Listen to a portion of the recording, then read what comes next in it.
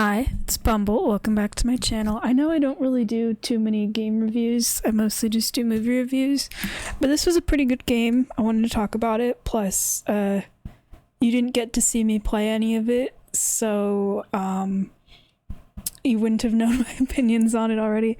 So, Pokemon Arceus, I didn't think I'd be really getting the chance to play it, or that I would ever get through the whole thing, because I actually don't own this game. What originally happened was, like, when it first came out, my brother ended up getting it and I didn't get it, and that was back when he had a Switch 1, because he's got a Switch 1 and a Switch 2, which that'll come up with talking about some stuff at the end of this video, actually. Anyway, my brother had lent me the game, and I played it on wait. No, it was on his Switch, actually. Yeah, I played it on his Switch. I thought it was just okay. I thought I would be more excited for it originally, because it's like you're going around catching Pokemon, and I kind of prefer catching Pokemon than battling people. And I feel like the kinds of Pokemon games I get really into are the one, because this is one where it's like, yeah, you play as a human, there's like important human characters, but it's all of these like wilderness areas with just Pokemon running around, and you have to sneak up and catch them and stuff. I kind of prefer Pokemon games where it feels like the Pokemon are almost more of either like wild animals, or it's more of a focus on the Pokemon, or there aren't even like humans or anything, like Pokemon Snap. I tend to prefer the Pokemon spin-off games anyway, but that's like a whole other thing I can get into. Like Pokemon Snap makes me feel like I'm in a nature documentary. I really like that one, but both of them, I like the one on Switch. That would be fun to play on the channel, actually. Mystery Dungeon is my favorite of the Pokemon spin-offs. There aren't any humans. Technically, it's just like a bunch of Pokemon. They go in dungeons. That's pretty cool. This one, you know, there's like Pokemon running around in the wilderness. It just makes it like more exciting, and it's more like hands-on. Of, you know, it's not just like you get in a fight. I mean, you can get in a fight and stuff, but you can also not battle at all for a lot of it. I mean, when you're not going against like human trainers and stuff, and you get to like throw the Pokeball and everything. And I like that kind of gameplay. They brought it back for like some of the other newer spin-off games, which I think is pretty cool, and I also got to try that as well. But yeah, my brother lent it to me. I think part of the reason I wasn't into it, and it's still something I didn't really care about with the game from beginning to end, was the fights with like whatever the boss Pokemon are called. Not the alphas, the ones with the red eyes, but like the Lord Pokemons. Pokemon. Why did I say Pokemons? I was trying to think, like, what's the plural Pokemon? It's just Pokemon. Where it's like they glow and they're really strong, and you can sort of fight them, but it was mostly like you throw balls of their favorite food to catch them. I do like that you can dodge against Pokemon in this game, like dodge the attacks. I think that's pretty cool. But those fights where you're kind of like forced to do that for most of it, some of them I didn't even really get the chance to like fight them with my team. It was just throwing the food balls, and that was kind of about it. It was nice that it was something new, but I didn't really enjoy that. I think that's one of my big complaints. I mean, for me personally anyway, I think it was kind of interesting. But yeah, I think that was part of why I didn't get into it. In the beginning felt like it was really slow, and I didn't get very far. I think I got, because there's like, I think like 6 of these like Pokemon you fight throughout the story that are like really, really big, and you throw the balls and stuff. I think I only got around the first 2, and then my brother took the game back, and I wasn't really interested in it anyway, and he said, oh, you can always buy it yourself, and I was like, okay, but I wasn't really into it. But yeah, I thought the catching parts were cool. Anyway, my brother, you know, maybe eventually he would have convinced me to get it or something, or maybe I would have just played his copy again. I don't know. But yeah, I didn't think I was gonna play it again, and I was completely satisfied with that unless I gave it a chance in the future, which I ended up doing because I have a friend and he lent me this big green bag of a bunch of Switch games, and some of them I've actually already pre-recorded quite a bit on the actually wait, let me see, when am I going to post this? And I could even mention about which ones they were. You know what, yeah, I'm going to put this for early June. So yeah, Shantae was one of those games I got lent and I beat it pretty fast. I got lent a bunch of other ones I tried, some of them I didn't really get into. But it was cool to try them. But anyway, Pokemon Arceus was literally the last one in this bag of like games I was going through, and I picked it to be last because I thought, okay, what if I get into this one since I like played a little bit of it? And I was right, it's the one that took me the longest actually. I put like 50 hours in this game or something. But you know what? I'm glad I gave it another shot. I wasn't gonna make a video on it or anything. And I ended up having to restart because I played it on my own Switch, so I didn't have any of my progress, but that was okay. Like, once I got through the beginning, it was getting better, and I decided to take notes. I think I was, like, really getting into the game once it was, like, you go to the, like, the coastal area. Like, the boss that's in the volcano was when I was like, okay, I'm like, want to keep playing this and stuff, and I was like, I better just start taking notes. So a lot of my notes are kind of general. I will say, I'm gonna be spoiling stuff with the ending, because I literally finished the game, sort of. There's actually like kind of multiple, I don't know if it like technically counts as multiple endings, kind of like where you believe the game sort of ends. I got through, let's say, like 2 of those, but I didn't do like the final thing. I'll explain what that means later. But yeah, I'm gonna be spoiling stuff with this, so just kind of know that going in. Alright, okay, now I can read my notes. The music in this game, I want to talk about the music. Unfortunately, I didn't really get to experience much of it. That was kind of on me. I could have if I just used my earbuds, and I didn't think about that. The music, I will say, is like very pretty in this. I will end up listening to the soundtrack at one point. It was because I didn't really play this on a TV. What's nice with the Switch is like it's also a handheld. I literally would just sit on my window seat, not just because it was comfy, but I was kind of trying to like hide that I was playing the game. I played a lot of this just kind of during the day when I didn't really have much to do. It's just my folks, you know, I can't be like playing games and stuff all the time, so I'd play the game on mute. So that got me a lot faster in the game than I would have if I like only played it at like night or something. But if I just used my earbuds, I would have gotten to listen to all the music. But sometimes it was hard for me with the music because it was like, I'd be running around, the music was nice, and whenever Pokemon spots you, the music changes, like, almost immediately, and that just kind of kept happening. But yeah, the music in it's really nice. I like the music for the village, your little, like, hub area. I think my favorite track, I don't know what the name of it is there's this one cave you go to. It's in like the snowy mountain area, and it's like this little cave.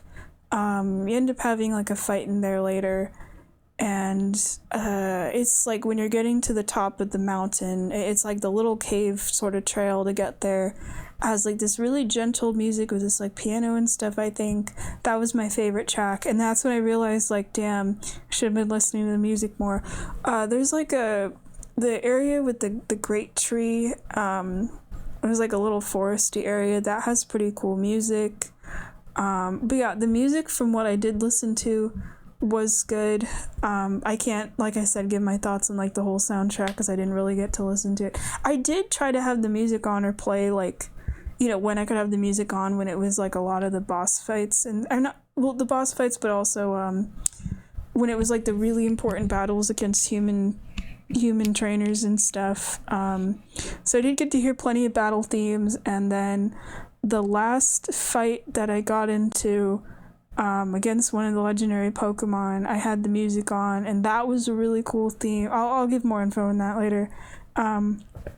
But yeah, a lot of the game was kind of slow, but especially the beginning. It was only at the coastal area I started like making faster progress, but also having fun, because I felt like before that I was like, Okay, this feels really slow, and I feel like I could probably drop this. I think it was because there was like more cutscenes too, and some of them I liked, like the professor, the player character, and the professor's assistant would all have these like meals after you like fight one of the like boss Pokemon and stuff, and I think that kind of slowed down as you got like further in the game. But I liked some of the like little cutscenes like that. Like I'm sort of okay story-wise, the game feeling kind of slow because it's like, you know, it just even like the beginning of this game's kind of crazy where you're just like this kid, I'm presuming from like Sinnoh or something, and Arceus is just like, hey, I'm gonna dump you into the past, you know, and you have to get used to it and stuff. That would be pretty crazy for anyone. So I do like that it's like kind of slow at first, and then you have to like keep proving yourself in the Galaxy team and stuff, which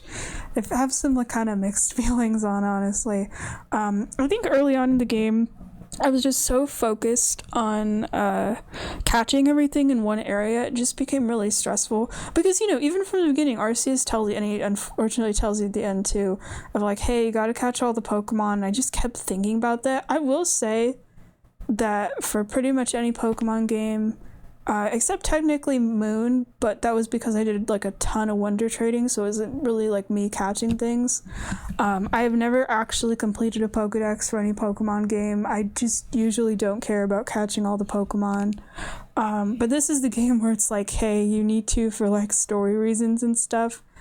And yeah, it just got stressful trying to catch them all in one area, especially because a lot of them you need like specific times of day or weather, or it really just felt a lot of the time like it was like, yeah, Pokemon, certain one could spawn here, could be like a really rare spawn or not. Like it's really nice that you can see the Pokemon in the overworld. I appreciate that. And later on you get a bird that you can ride around, and that makes it so much easier to like fly above an area and spot like, oh hey, there's the one I want. But it was still a lot of me like going back to the little village and then having to go back to the area and back and forth, and it just made it kind of stressful trying to get certain Pokemon to show up, especially towards the end when I was trying to get all the Pokemon and I just kind of gave up. I'll get to that later. But yeah, catching the Pokemon was sort of fun until it kind of wasn't. Also, you have to catch, like, for further stuff with the decks, you have to like catch multiples of Pokemon, and it's a lot, and there's so many of them. I think there's like 241. I think the amount I'd seen was like 181 or something, and the number I caught was like 143. I'm like just going off the top of my head, but yeah, a lot of them are kind of like rare spawns and stuff. Like Togepi was one that I had a hard time catching. I literally would have to go on my phone, and I would have to like Google specific Pokemon and find like where on the map were they supposed to be, because they just wouldn't show up. It was kind of nice with the alpha Pokemon. They got easier to fight once I was a higher level. I think once I was like level 50 or something, and then they were kind of fun to fight. I treated those as like, rather than fighting regular Pokemon, you know, to train up my guys, because there isn't really like trainer battles or anything unless it's like the story ones. I would just fight those Pokemon and that was it, or I would catch like a shit ton of like a specific Pokemon. Well, not really specific, but just if I saw a lot around. Oh, okay, I know where I was writing stuff. Okay, yeah. It wasn't at the Colback Coast that I started taking my notes. It was I referred to like sort of different endings with this game. I think that's what I had like read originally too, because like sort of the end of the game is like you fight the, I want to say box legendary, even though there really isn't, you know, like Dialga or Palkia, where they're in that like other form and stuff, which I think their forms look kind of goofy. They look like centaurs. I think I have a note about that somewhere in here. Yeah, it was like when I was getting around that point, I was like starting it and getting towards like the end of the game around there. I was like trying to take notes and stuff. But I'll talk about characters. I don't really have a ton of notes on characters and stuff. The opposite gender character, the professor's assistant, I played as I actually don't know the canon name for these characters, but the one that looks like Dawn was the one I played as, and the other character was a character named Ray. I thought he was going to be more helpful But even in this, he's kind of just really like the professor's assistant, doesn't really like battle or anything, like not really good at battling, and I kind of forgot about him after a while. Like they sort of make you a trio a little bit at first, or he's like, I'm gonna like teach you stuff, where it's like him and you and the professor and stuff, but then he doesn't even really show up for like story events or anything. He's not like your rival. The professor has more of an importance for like at least a little while, I guess, of like showing up at the camps and sometimes showing them things. But yeah, the opposite gender player character just kind of never really ends up important. Like kind of helps you early on, but doesn't like accompany you anywhere. There ends up being like a whole bunch of other characters that end up kind of going along with you and stuff. Like he keeps insisting that you're like his protege and stuff, but you end up being way better than him. But the professor character, I think he was from Galar, right? I always think that's kind of cool, actually, when it's like you're in a specific region and there's a character that's like from another region. But yeah, he was cool. It was a little annoying having to talk to him like every single time you wanted to leave an area. Like sometimes I would go towards an exit and the professor's like, hey, do you got some notes to show me? And it's like a quick little interaction. You fill out, show him the Pokedex, and then you get to leave. But I wish it was like, I wish you could have actually saved those points, because I noticed like when you're catching stuff and you show it to the professor, it's like the more things you catch, the more points you would get. So sometimes I would be in an area for like hours and catch a bunch of stuff and then show him. I think it all kind of ends up being the same amount of points by the end, but sometimes there was like multipliers. So I kind of wish you could like save those points and be able to leave an area, because sometimes I just needed to go back to the village, or not even. It was kind of nice though that you can like stay in the little campsite and you can like heal, you could buy stuff, you can access your Pokemon, you can basically do everything out there.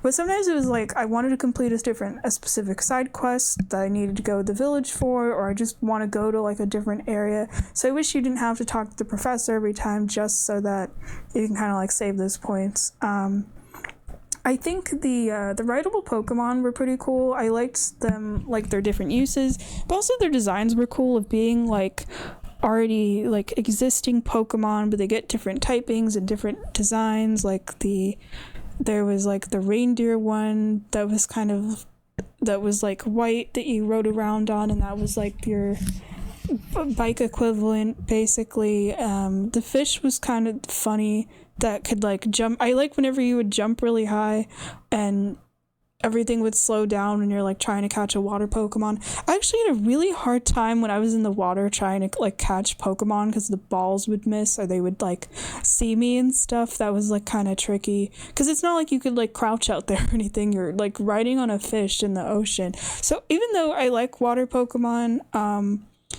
I didn't actually, and I was excited too of like, hey, I finally get to go in water. I didn't really do it much to go like find Pokemon.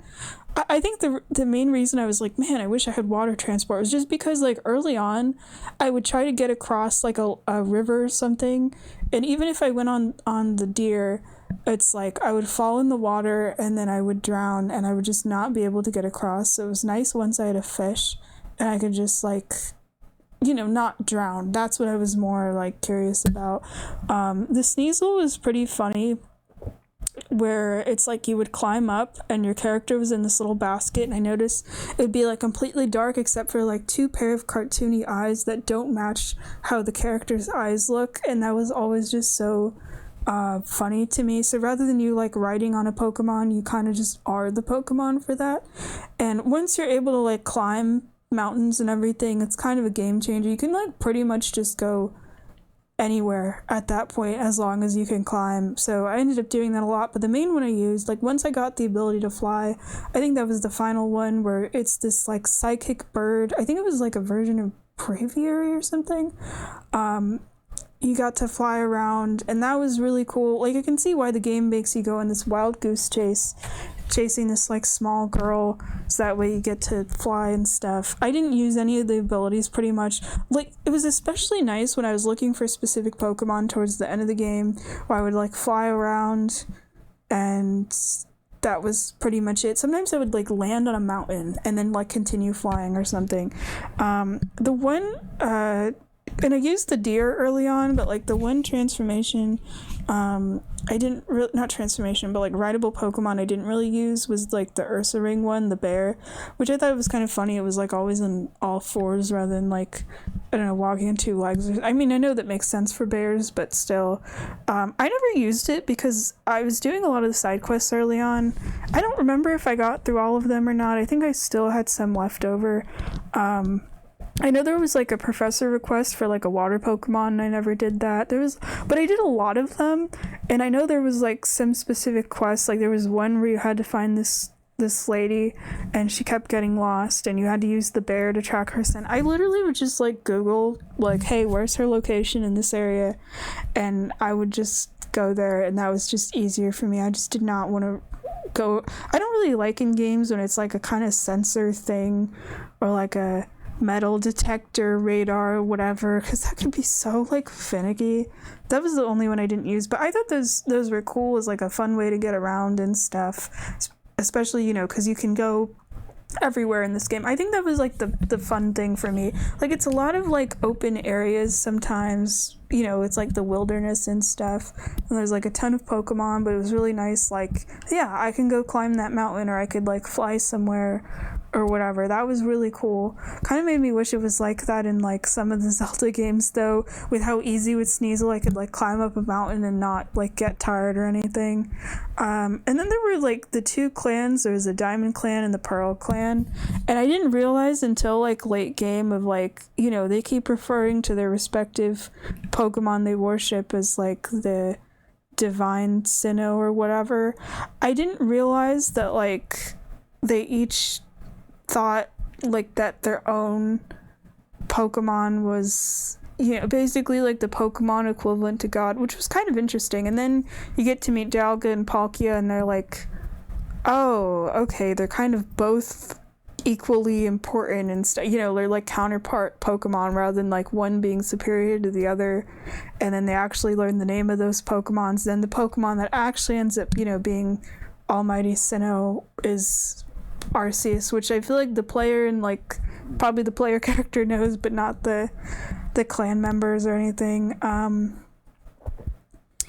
But yeah, there was a lot of people in like the Diamond and Pearl clans. Like each of them like had different Pokemon to take care of, which I thought was cool. Very different personalities. There's like definitely some characters in those groups I preferred over others, but I liked most of them, but I would also kind of forget about some of them like the further I went on in the game. Like I completely forgot about like the first boss, who's there's like this kid with like a cowboy hat or something that's in charge of him. I completely forgot about him.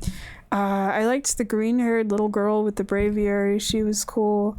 There was like those two people that were in like different clans that were on the volcano island that like turned out to be lovers or something. They were pretty cool. I'm trying to think who else. And I like that the two members of the clan, they end up becoming more important as you go through the story and kind of like accompanying you to a ton of places. And I like that towards the end you get to just straight up pick like which one do you want to like go with you to go find all the like lake Pokemon and stuff. I think out of the two clans overall, but also in terms of the leaders, I think I preferred Diamond over Pearl. Honestly, they just kind of seemed more chill. And in terms of the leaders especially, I preferred the Diamond guy than the Pearl girl. She kind of just seemed, I don't know, stressed a lot and stuff. The Diamond dude was chill. It almost makes me wish, like, dang, too bad this game is a prequel where it's like you can't really see any of these characters again because, you know, this takes place in the past. It was just kind of funny to me though that like the girl that was in charge of the Pearl clan looked exactly like the protagonist of like a game for a completely different generation, which was kind of interesting. But yeah, I did like the two clans and stuff. Sometimes their squabbling and everything kind of got a bit annoying. It was actually pretty cool that like so many characters. Oh wait, no, I do have more notes. Oh yeah, and they end up being like buddies at the end, was pretty nice. Hold on, let me see. what was I gonna say? Oh yeah. The fact that, like, you know, because this game takes place in Sinnoh and everything, it's like ancient Sinnoh. There's a lot of characters that are like ancestors to other characters, which the game makes it easy for you, where a lot of them literally have the same face and hair.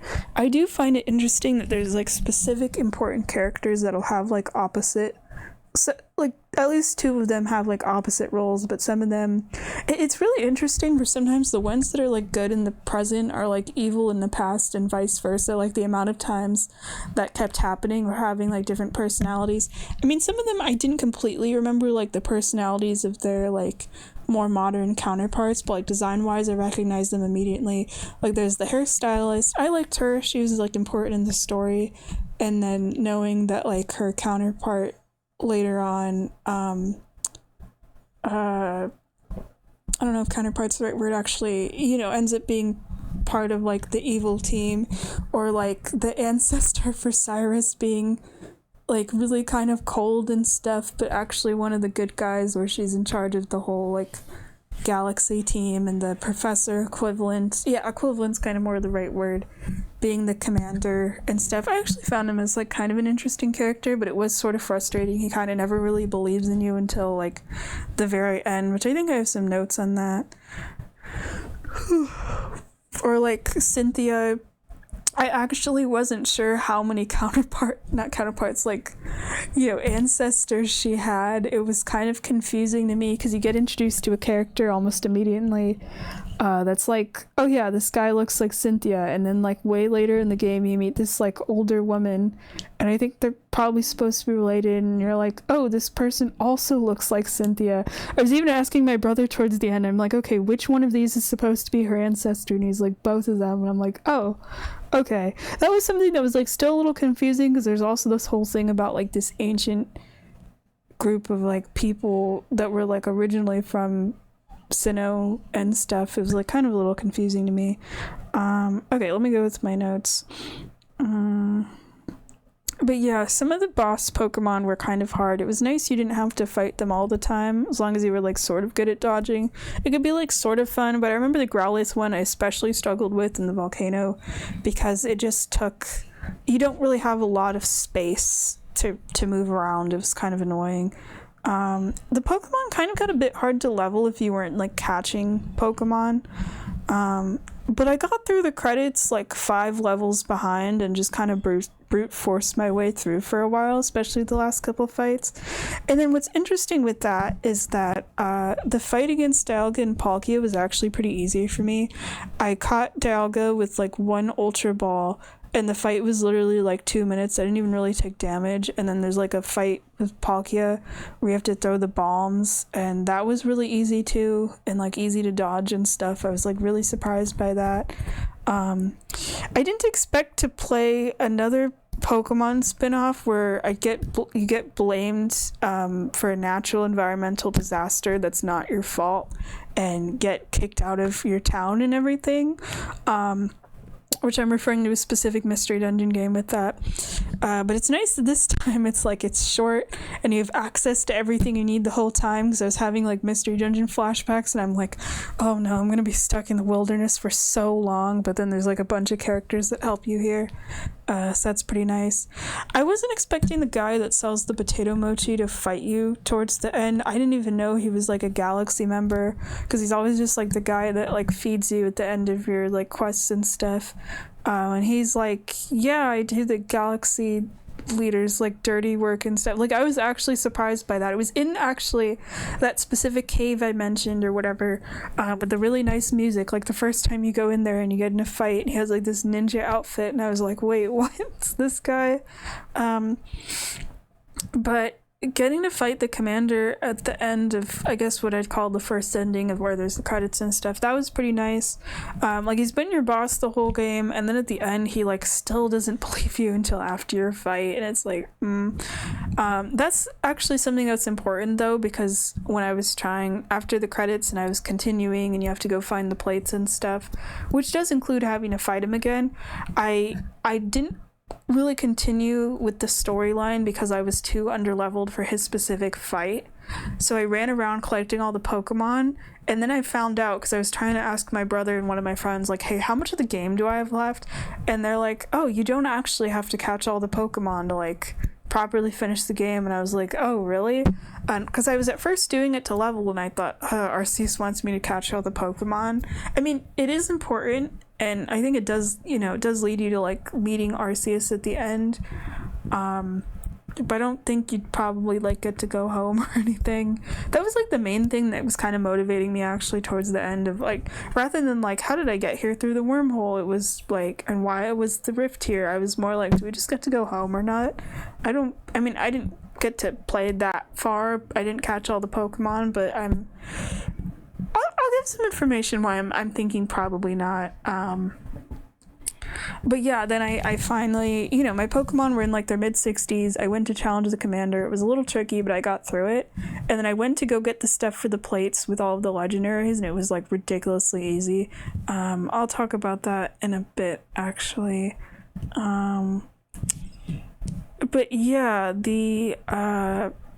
and it was also around that time I was kind of finding Volo a bit suspicious anyway, because it's like you have to go and find these plates and talk to the other and sister Cynthia, I'm, like, blanking out on her name, and she keeps calling him out on all these, like, really sus things that he's saying of, like, him maybe not being a merchant.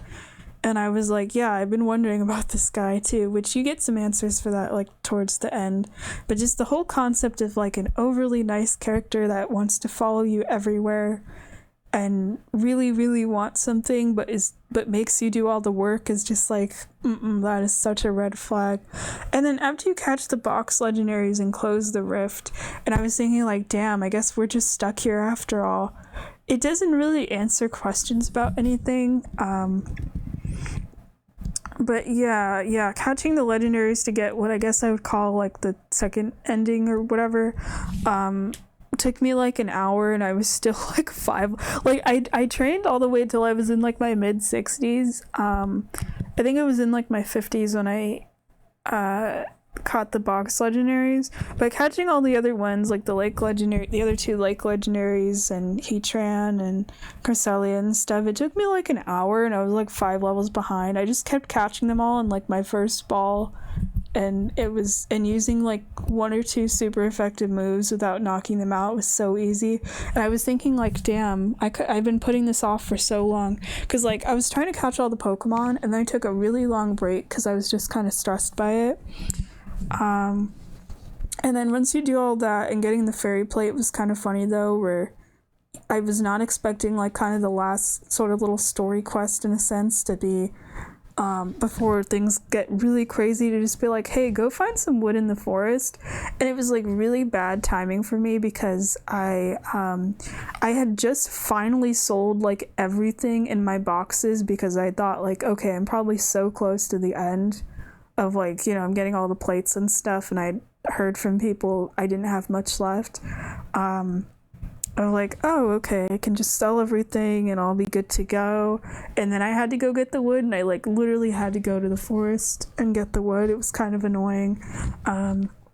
Anyway, then you get the whole explanation, ending, fight, whatever, of, like, I guess where the story's supposed to stop, or where, like, some of the people I've talked to about this game says, like, oh yeah, that's, like, now you're done with the game, even though you don't, like, get to see the credits again or anything. I just had assumed that stuff of, like, getting the plates and finding out about the rift was, like, post-game, so I thought it was already done, but I guess not. I mean, I guess I'm technically not done, because, like, I gotta meet Arceus and catch all the Pokemon. I'm not catching all the Pokemon, screw that.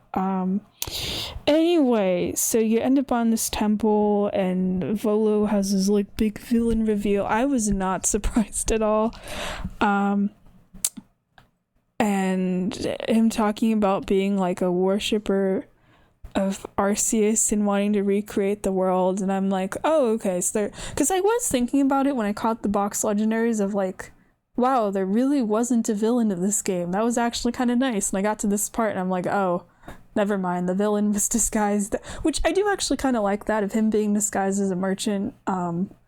like the entire game and kept showing up I mean, he was like incredibly sus from the beginning of always just kind of following you around and not being related to like the Galaxy team or the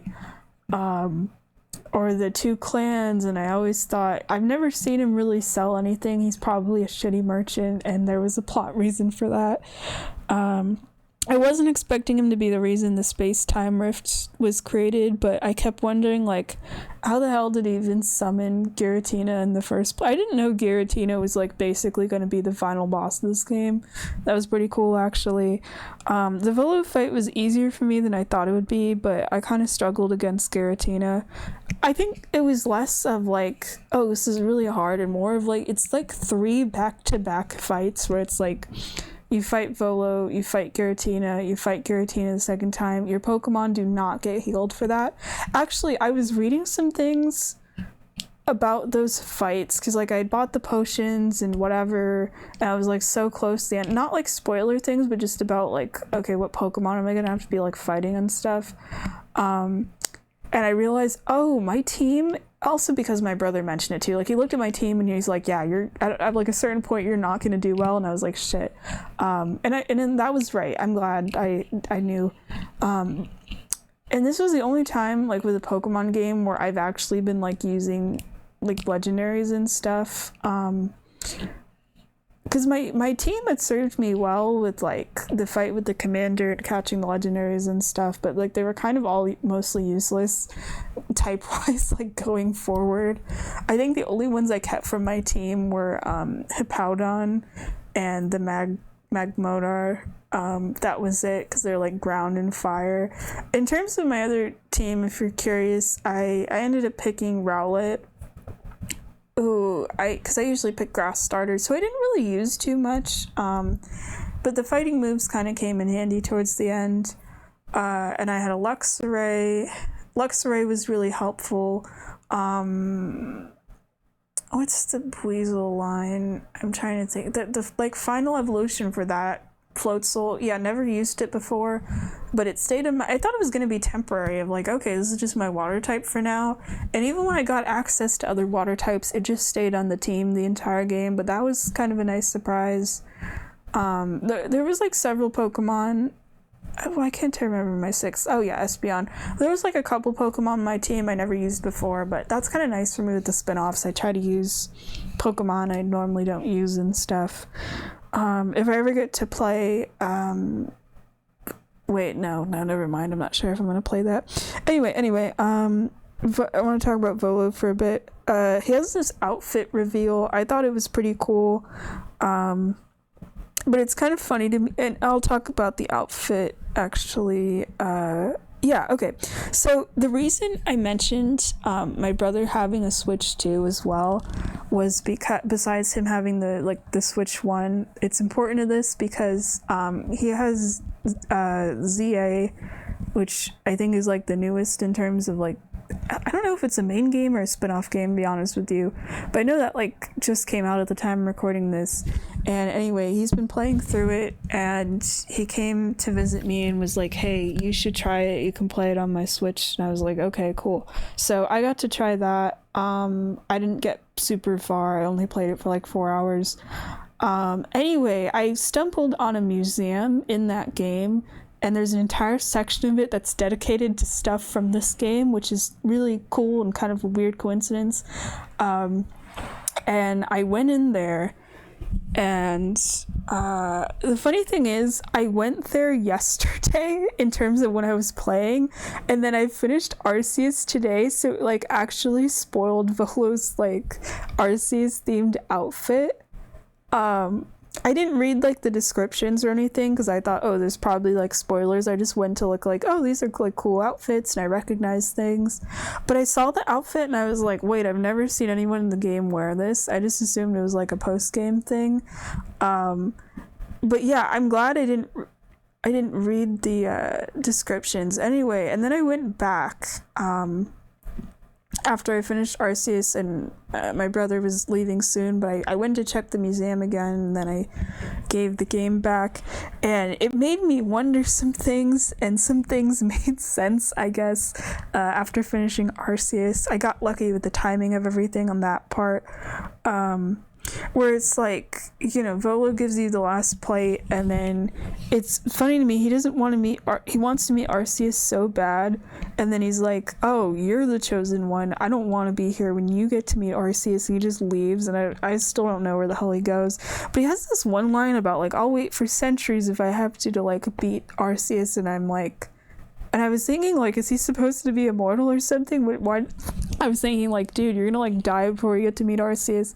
But anyway, then I went back to the museum, and you see his outfit. I read the description this time, and I was like, oh, okay, personally donated the outfit.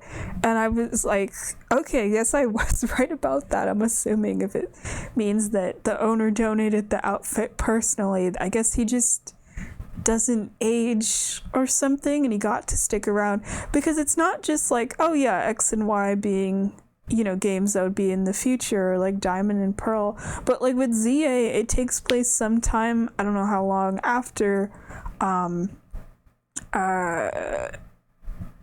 X and Y, so that's like future, and he's still around. I mean, maybe he aged, maybe he's like an old man at this point. But yeah, that's kind of crazy. It made me wonder, like, has he been immortal like the entire Arceus game or something, or does something happen to him? Does Arceus like punish him of like, hey, you tried to summon me and remake the world, I'm gonna make you immortal or something? I don't know. And I was curious about it. I was like talking about it with my brother too, because he was asking me about like me finishing the game and stuff, and I was wondering about the player character as well, because unless you get to meet Arceus and you get to go home, I'm assuming you don't get to go home. And there was this one part of the museum where it says like the original Pokedex was gone, but some person in Sinnoh had like parts of it in your house, and my brother was like, oh yeah, there's like a theory that the player character in Arceus is also immortal or something, which maybe that would be kind of interesting, because like, why is the Pokedex in some random person's house in Sinnoh? Also funny to me that like you can see the drawings from the professor, I think his name's Professor Laverton, and it mentions in his notes of like, yeah, some unknown 15-year-old that just dropped out of the sky or just showed up or whatever, completed this Pokedex, and that's kind of crazy. That probably baffles historians, because I thought about that during Arceus of like, you're not supposed to be here, you're not from the original timeline, you're from the future. How is that going to affect history? And you get to see that with like the museum and everything. But it felt kind of crazy because like I'd played a ton of Arceus and like barely played CA, so then seeing that museum exhibit of like, wait, it's the game I've been like playing for the past like 50 hours or whatever was so weird, but like so cool for me, and I wouldn't have appreciated it if I hadn't played the game. But it did make me a little sad reading of like the original Pokedex like gets lost or whatever, and I'm like, I've been spending all this real world time trying to complete the Pokedex. What do you mean it like gets lost or something? Anyway, here are my thoughts. Good game. I liked catching the Pokemon, but it definitely got like kind of repetitive and a bit boring after a while. The battles could be easy or hard, as in like the ones against like the human trainers and stuff usually were kind of a little more hard for me. I think it was just because I was underleveled a lot, and the thing is I was trying to catch like a lot of Pokemon, and I did attend the side quests, and I was like buying Pokeballs and everything, but I think it's because there wasn't that many battles and stuff. It felt like harder to get XP, but I liked just kind of like running around in the wilderness and stuff. It was nice to actually be able to get through the whole game, and I mean I did take a bit of a break from it, and I did have to like restart it eventually, but for the most part in terms of like doing the main story and stuff, I didn't really take that many breaks, so that worked out kind of nicely for me. But yeah, there's like a lot of Pokemon spin-offs. I've not played all of them, but this one was pretty cool, and I am happy with CA that they brought back the whole like crouching and dodging and how you catch the Pokemon. That game is really fun so far. I mean, I don't have it though. I would get to play it in like a couple of weeks actually. I'm gonna be going out of town, but I'll have access to my brother's Switch again. It just kind of sucks though, because like I was kind of getting a hang of the game, and it was pretty cool, and I got my character a cool outfit, and then it's like, all right, you got 2 weeks without getting to play it, and it's like, cool, thanks. But my goal actually was to finish Arceus, and I was going to take it with me on my trip, but now I'm done. Finally, I get to give it back to my friend. As soon as he finishes a game, I'm lending him, but I'll get to play ZA. I mean, because it's my brother's copy and his Switch and everything, unless I end up with the game and a way to play the game and my own copy and whatever, I'm not gonna have access to play it whenever, and I wouldn't be able to play it on the channel. Sorry you're missing me playing all these Pokemon games and stuff. And there are some Pokemon games I do want to play. The thing is, like, they're the ones in DS and 3DS, and I can't record that. If you do ever get to see me play a Pokemon game, I don't know. We'll see. Maybe that'll be in the cards. That would probably be depending on what it is in like the future. I don't know. But yeah, I just wanted to talk about this because it was pretty good, and if I wasn't borrowing it from people and whatever, and I spent a lot of time playing it on my Windows seat, I would have probably recorded it on here, but it also would have just been a lot of me like running around catching stuff, and it might have gotten like probably a bit boring. I was very slow with this game. But yeah, that's my thoughts on it. All right, bye.